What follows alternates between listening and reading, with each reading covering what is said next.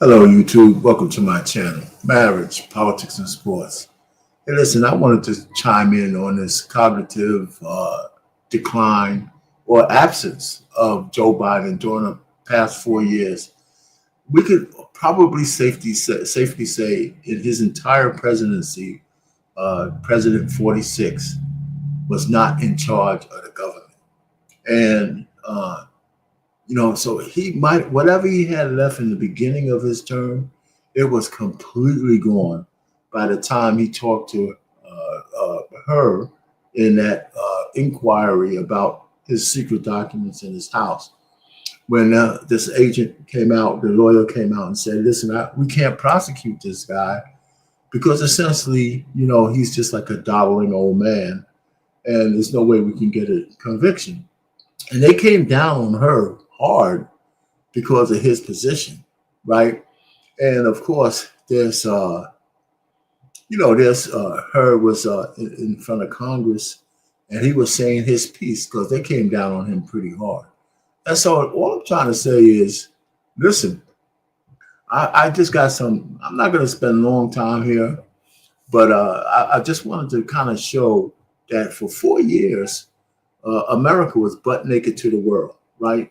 The media, the legacy media lied about his cognitive decline. But when he had to interface with other world leaders, they saw that they had a broken man on the other side of the negotiating table. So it's not really far-fetched to say, a war broke out. They had all kinds of things. People just, hey, listen, you know what? We got a guy who can't govern in the America, right? The Chinese up their rhetoric against Taiwan. They just kind of made their move their biggest stride because there was nobody buffering them from America.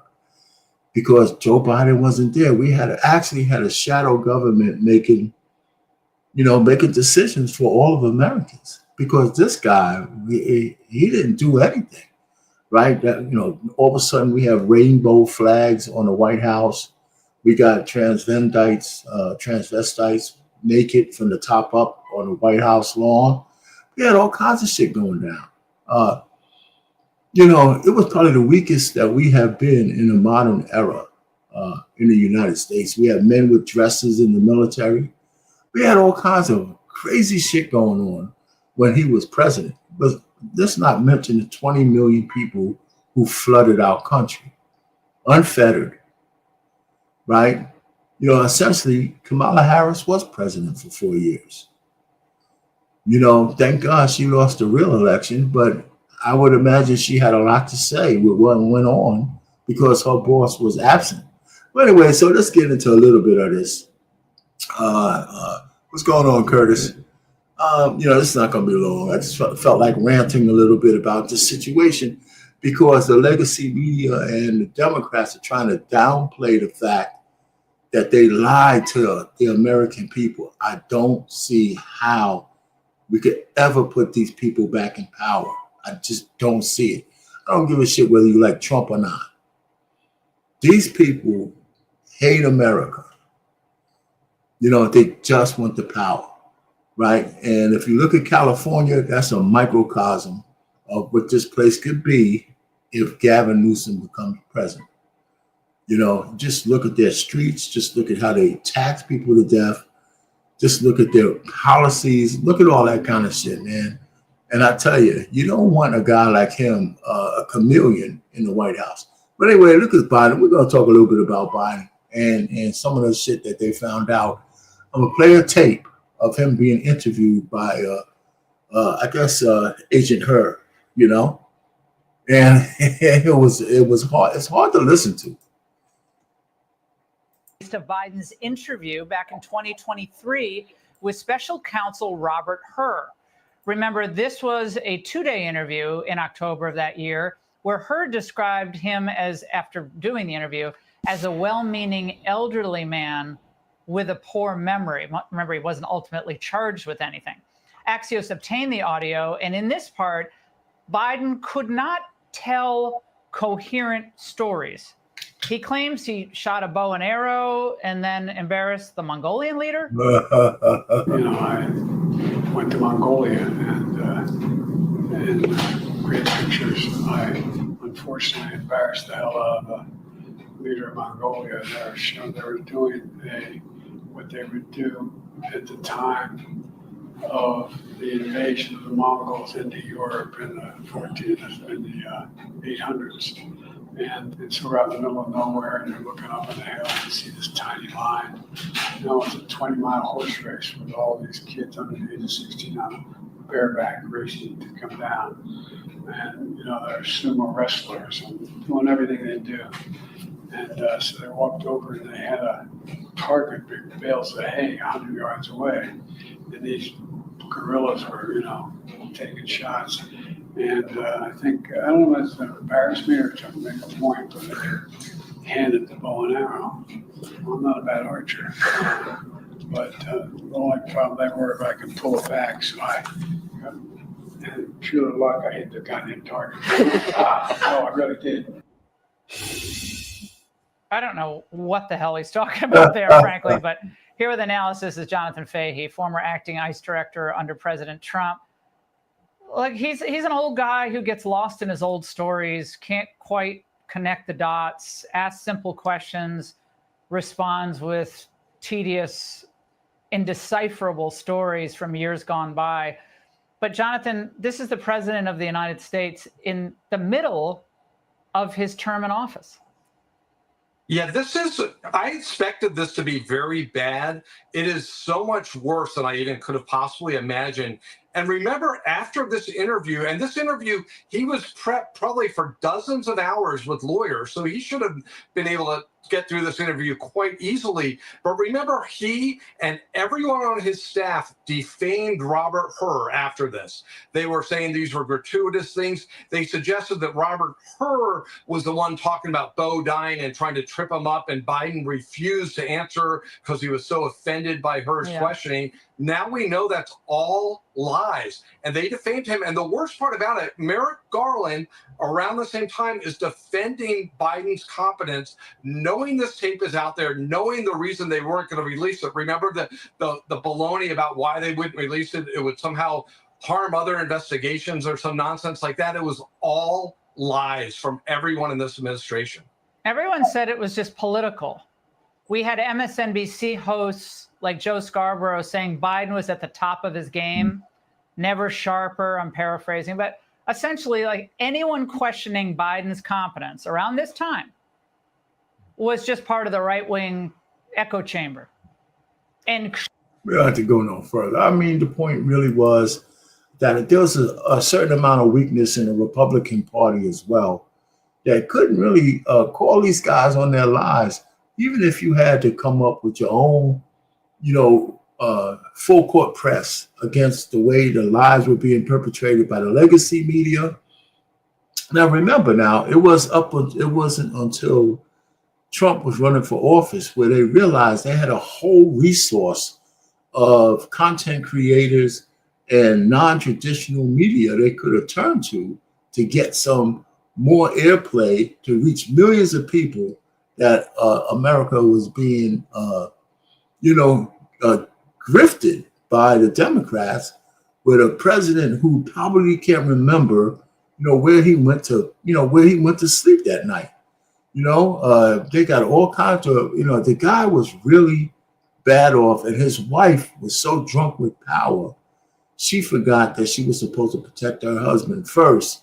She just wanted the bennies of being first lady.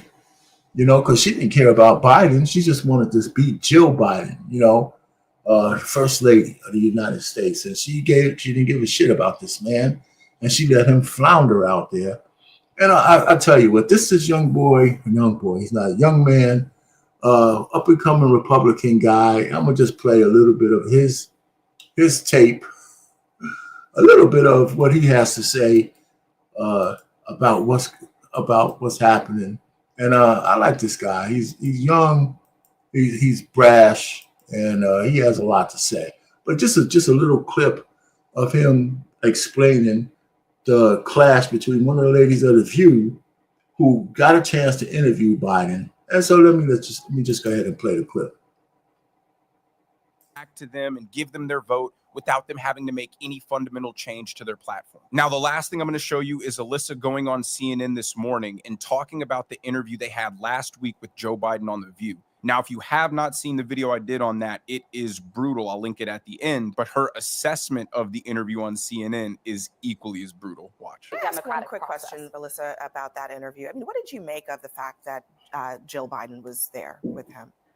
I thought it was very unhelpful. I asked the specific question about allegations of his cognitive decline, and he began to answer it, and then she jumped in for him. And I get it. As a spouse, you want to help your partner, but that was his moment to knock out of the park any fear that he has cognitive decline, and it played into basically the worst assumptions, that he can't finish sentences and she had to help him out.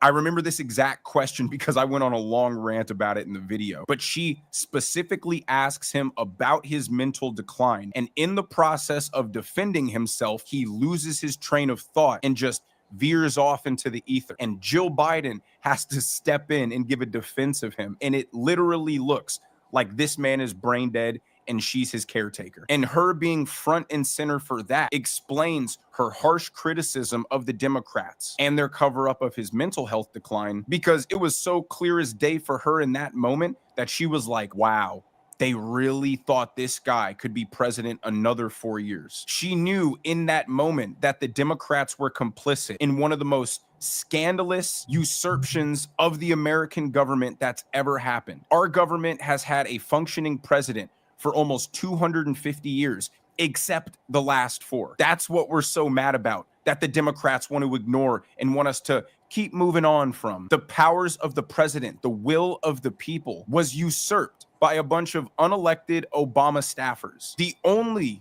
positive thing that came out of the Biden administration is the Democrat apparatus. The entire machine was able to be mobilized in a way that displayed their true intentions with almost no obstruction. We saw that their goal was to import the third world in droves and have them siphon off the American welfare system. We saw that they wanted to create a meritless, Marxist, racist ideology that will destroy all of our institutions. We saw they wanted to create a culture of sexual deviance, the acceptance of filth, the encouragement of mutilating, chemically castrating, and mentally harming children. They showed that to them, a woman is a mere costume that men can appropriate. They embraced weakness, victimhood, guilt, and shame. And that did irreparable generational harm to the Democrat Party that they will not recover from for a while. But let me know what you guys think down in the comment section below. All right, man. See, here's those points at the end. And those are the same reasons why I give people, you know, hey, well, you didn't vote for Kamala because she was a woman. No, there's a list of things that he mentioned why we can never let those people back behind the wheel again.